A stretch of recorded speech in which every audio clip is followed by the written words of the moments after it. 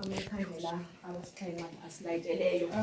Ilizwi lethu lokuqala namhlanje silifumana kwincwadi kaLuka 23 ngevesi 34.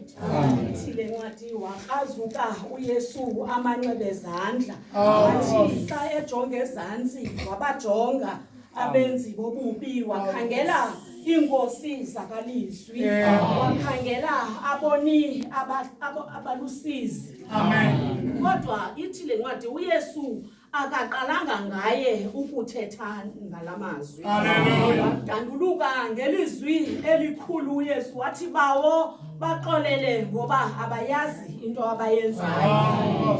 uYesu uthi ndingumntu woxolo kodwa abantu abandingqongileyo ngabantu abalithileyo uxolo.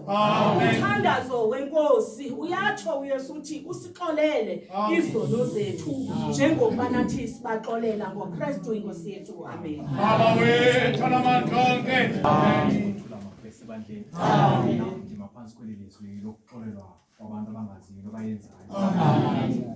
Apha siva uYesu ebhekisa amazwi ngakuThixo uNkosi benathi xa ebona inhliziyo zabantu abangqongileyo uNkosi benathi ebona inhliziyo zamasoldati uNkosi benathi ebona inhliziyo zabefundisi zamayuda uNkosi benathi akhumbule umyalelo owamkelayo kuThixo uNkosi benathi xa uThixo wajonga ezantsi wabona usizi emhlabeni uNkosi benathi xa ebuzayo ubanda uthuma bani na uYesu waphakamisa isandla uNkosi benathi siyavana kwiincwadi zakuTestamente endawo uNkosi benathi kukho iziprofeto ezityhila indlela kaYesu uNkosi benathi sizama ukuva enye yazo apho kwincwadi zikaIsaya uNkosi benathi apho Isaya ezoba umfanekiso ngqondweni wale mini yokubethelelwa komnqamlezweni kaYesu uNkosi benathi pha ekugqibeleni kulaa vesi yokugqibela uthi uNkosi benathi ekubeni ethwele isireko sabaninzi uNkosi benathi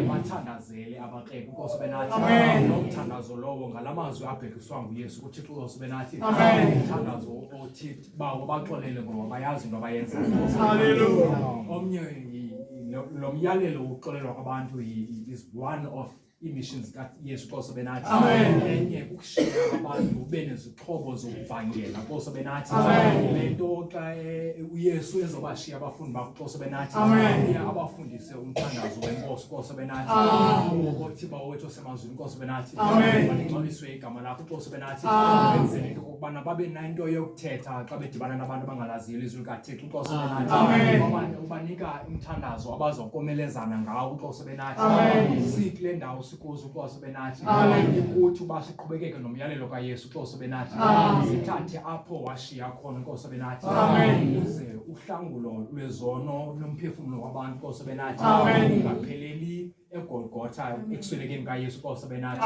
ze kuzuzeke neminye imiphefumulo yabanye abantu esizodibana nabo endleleni uNkosi benathi amazwi ndicela ninibeke Dimitri.